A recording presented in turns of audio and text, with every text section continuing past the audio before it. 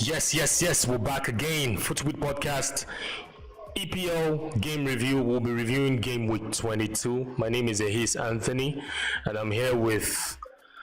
I think we're trying to use pseudonyms now in terms of football tactics and football analysis.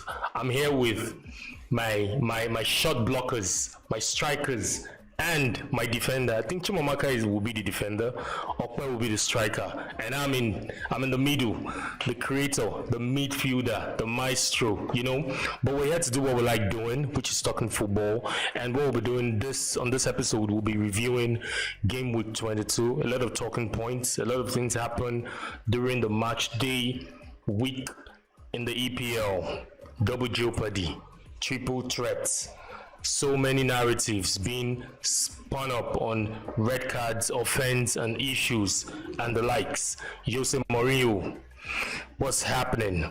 Liverpool losing consecutively at Anfield, and Manchester City seems to want to get a grip on the title as at from match day 22. Are we going to see them win the EPL this season? Well, that's a lot of questions to ask, but I'd like my guys to just introduce themselves, starting from Okwe. Hi guys, my name is Okwe Adebari. It's always a pleasure to be on the FootyWit podcast. I mean, a lot of things happened this last match day and exciting football games. What I love the most about the English Premier League is the unpredictability, and then we saw that unfold big time. I think the most interesting match I watched had to be the Aston Villa versus West Ham game. I love to see the return of Jesse Lingard. He was absolutely brilliant for West Ham. Fantastic. And sadly, fantastic for West Ham. And sadly, Arsenal lost away to Wolverhampton Wanderers.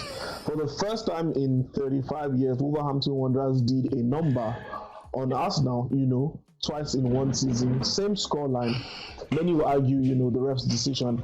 And then Manchester United equaled a record which was set by Leicester City last season, 9-0 demolition of Ralph Hasenhutl's guys. And I think the peak of it all had to be Mourinho losing another game. Just one win in 10 games at home to Chelsea's, or rather Thomas Tuchel's Chelsea. Look, it was a brilliant game, and I'm looking forward to the one ahead. All right, guys. It's good to be back again. They've actually analyzed and started dissecting what has gone on in the game week 22 already. Yeah. So many offsets, so many beautiful football. As Okwe said earlier, the EPL is always what's watching and what's enjoying. We saw the incidents that went on with double red cards and the likes. So many things to be talked about.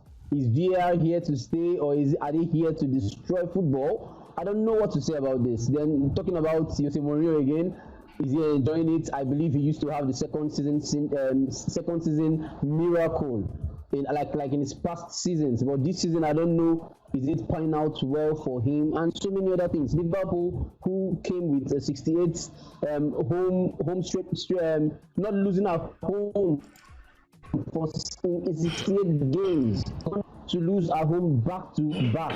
What is happening? So many questions that needs to be answered. So let's roll it up on the table and get into it.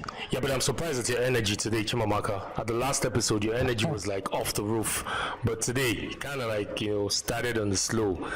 I was surprised. I thought maybe we were going to watch our heads today because Chelsea defeated Tottenham at home. No. It's actually it's a norm. So you understand? So let's not get too ahead of ourselves. It's a norm. But getting used to victory now is a norm with me. You understand? So, wow. It's all good. That energy going. It's all good. It's all good. Starting with yes, we're going to start with Jose Mourinho. We're going to start with him. Like you mentioned, second season syndrome, but it seems not to be working out for him because this will be the first time he's going to lose 3 consecutive matches, and he has lost 2 at home. We saw against Liverpool, their last home game, they were not impressive at all. And also yesterday's game against Tottenham, shambolic. devoid of ideas. They didn't even take the initiative. It was Chelsea that did the whole playing. Chelsea mastered, and Chelsea bossed the whole game yesterday. But where do we go from here? Because I know we've mentioned this in our previous episodes. Chimamaka don't seem to agree, but now it seems the chicken has come home to roost, because we saw it coming. Tottenham, or Jose and his men, could have been lucky. Will I say lucky? With previous games that they've won, because we've not seen anything, we've not seen any identity of any sort, but it just seems to grind the result. And the question kept coming, the what if Kane goes on injury, what if Son gets injured, what happens? Does Jose Mourinho has a plan B, or have a plan B to fall back to? But now we're seeing it like all in our faces.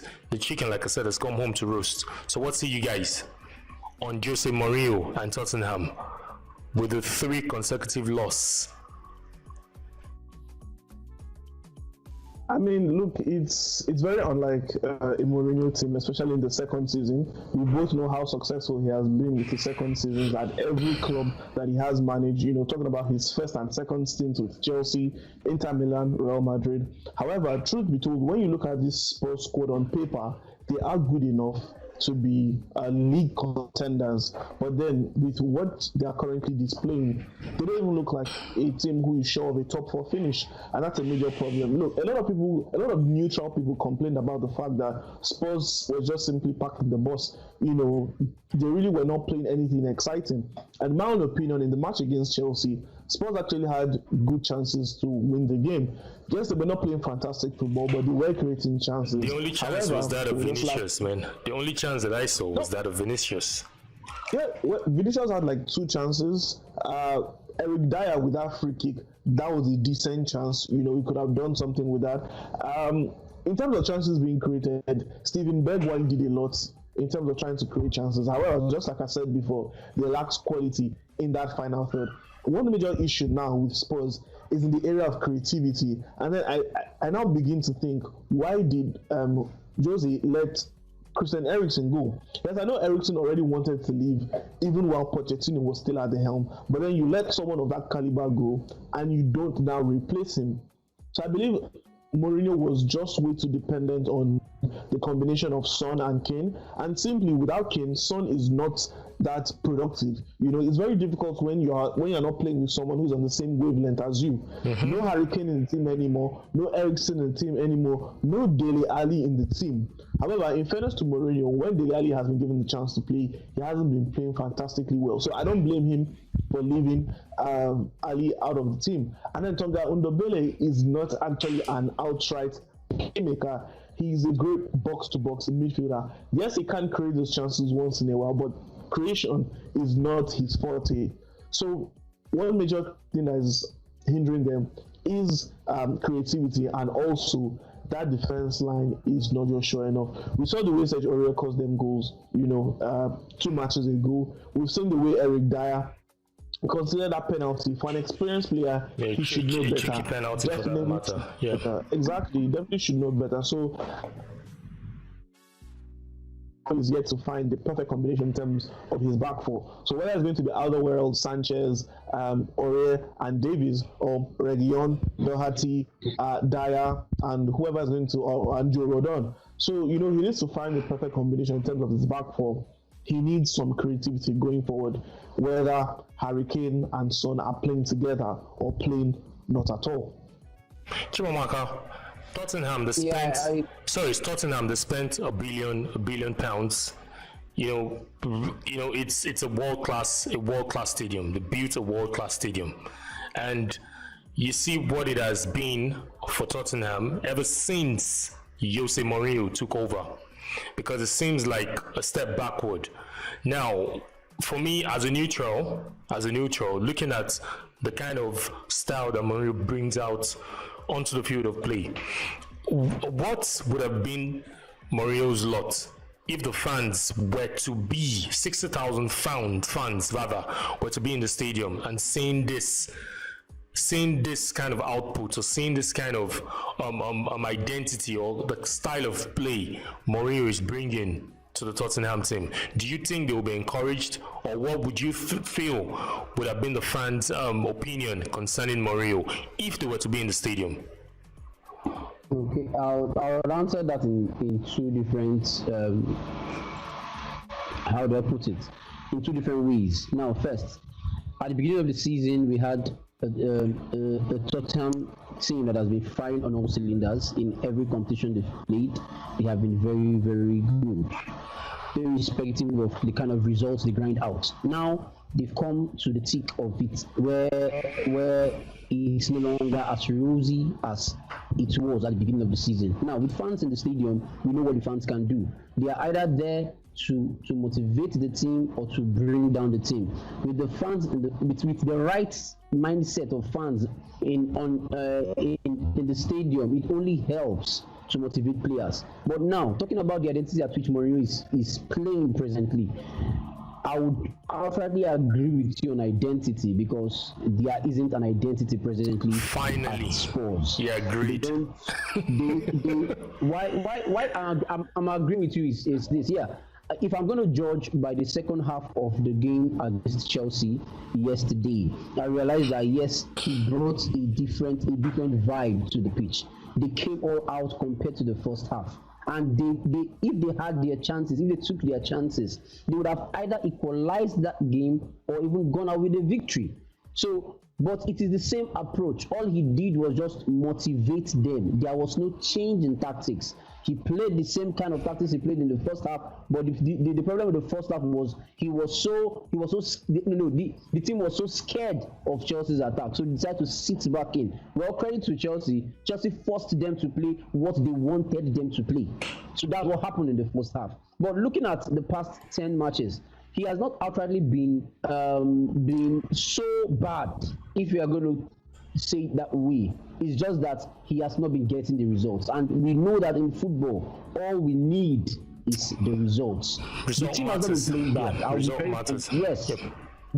The team has not been, even with Kane not being present in the team. I will give credit to Højbjerg, I will give credit to Ndombele, and now talking about these guys are playing well. Now, Son is the only person with so much creativity in the center of the park for Spurs, but he needs assistance. He needs help, and the only person who has an understanding of what Son can deliver is not on the pitch. That is why they are suffering. Let's not forget that this season, Son and Kane's combination this season has been electrifying. Chimamaka, we all know that. Chimamaka, I'm going to cut you in there, because for me, I feel I'm not a manager. I'm just a football fan. But looking at what Tottenham, in terms of the squad that Tottenham have, I'm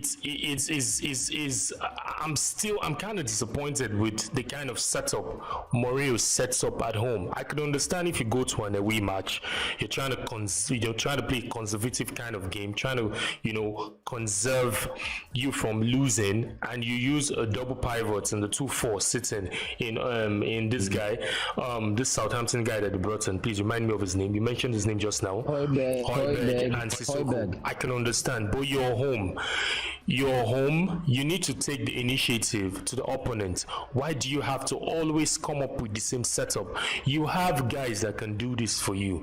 There is Eric Lamela on the bench. There is a Dele Alli. Even if if Dele Alli is not in your good books, but these are guys that can offer creativity, that can help you, that can give you a bit of a oomph when you are going attacking. The setup is, for me, is where I have the issue. Me sleeping in my dream, I know how Mourinho is going to set up. Any manager knows. Because you've seen him in the past. Yes. Yeah, that is how he has set up. Yes, so that's what I'm saying. Team. Because the thing is, we know Tottenham to play attractive football under Pochettino, and that is what I'm asking. Do you think that the fans are deserved of what Mourinho is giving to them in terms of the way he sets up at home matches? I'll answer that question. The question I'll answer is just going to be, I think, at most 3 sentences. Now, you're talking about attractive football with Pochettino, which is lovely, but the truth of the matter is Mourinho was brought into Spurs to deliver trophies. That is all. Well, I doubt he's going to deliver trophy. I doubt he's going to deliver trophy with this style of play. I doubt, man. I doubt. Can't say. Let's not forget. Let's not forget. With Manchester United, he had nothing to offer them. But all he told them was die for the Europa League. They knew they were going to lose out on the FA Cup. They knew they would lose out on the Carling Cup. They knew they were going to lose out on the top four, irrespective. And he told them, because all he knows how to do is bring in trophies. Whichever way you're going to bring in the trophies is left to him. Now they are playing well in Europa, and let's not rule out the fact that these guys have been playing excellently well in the Europa League. So what if the trophy that they are gunning for is the Europa League? He can stab every other competition in order to achieve two things. One, which is the trophy. Secondly, which is the playing in the Champions League for next season. And that's what Mourinho can do. He did it with Manchester United. Let's not forget that. It's what he can do. Yes. Because I don't want to outrightly rule out his style of football. We're not taking anything. We're not taking anything. In our dream, yes. In our dream, we can predict it. In our dream, we can predict his lineup. All he does is give them extra motivation to go in and grind the results. He doesn't tell you to play. And if you notice, he hardly plays with entertaining attacking midfielders. If you know Mourinho from time immemorial, he hardly plays with attack. They are always very, very rigid guys, who are ready to grind out results whenever they are called upon. Let's not forget that. So I wouldn't rule out this season entirely for him. If it's for the trophies, he's ready to deliver it. For the attacking football, he will not give it to you. That's my take on it. For the benefit of our listeners, we on FootyWit, we're not taking anything away from Jose Mourinho. We're not taking away his achievement. He's one of the great managers you would find in the EPL. But I'll get back to you. This recent form of Tottenham have left Jose Mourinho and his men with 3 wins in their past 12 league games, and it is this same sequence that saw his popular predecessor, which is Mauricio Pochettino, got sacked. So should we say, to balance things, if we're to say the owners or the directors of Tottenham, should they keep the same energy that they kept while Pochettino was there? It's just a question. Well, look, but first of all, there's a difference between Pochettino's tenure and Mourinho's current tenure. Now, Mauricio Pochettino had been with Spurs for about 5 years, if I'm not mistaken. Yeah. He was in his 6th season, and they had a lot of near misses. You know, they could have won the league during the 2014-2015 season. You know, they could have won the league during the 2016-2017 season. 2015-2016 season. The season Leicester City won the league. Exactly. So you know they bottled it. They had a lot of near misses. Got all the way to the 2018-2019 Champions League final, lost against Liverpool. You know, so a lot of near misses, and that loss against Liverpool, I would pin it on Mauricio Pochettino. Why is that? Why did he start Harry Kane? Lucas Moura was having a brilliant time in the Champions League. He could have gone with the same setup for them to have won that game. Yes, you want your best players on the pitch, but when your best players are not 110%, it does show on the field of play. So you know what, Pochettino already had enough time, truth be told. Now with Mourinho, the truth is that Mourinho is Daniel Levy's type of manager.